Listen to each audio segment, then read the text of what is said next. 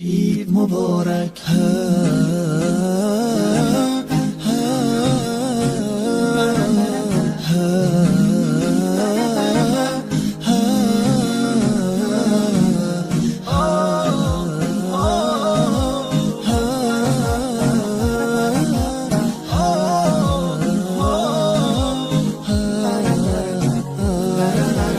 هدیه رب تبارک بر شما، عید فطر آمد مبارک بر شما. مظهر توحید و ایمان آمده، مؤمنان را عید مهمان آمده.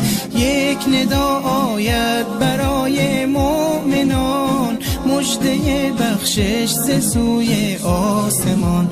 روزداران آمده عید سعید، آن که باشد بر دل مؤمن نوید. روز ایثار است و روز تهنیت، روز تبریک است و روز تسلیت.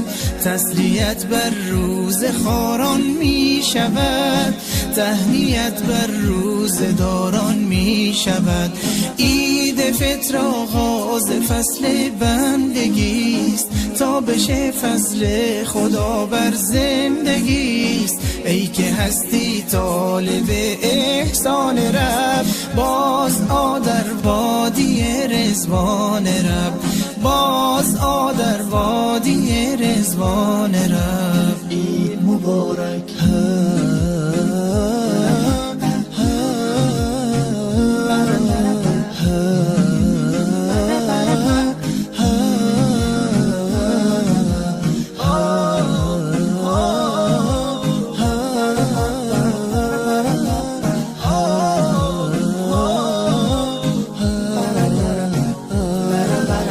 هدیه رب تبارک بر شما، عید مبارک.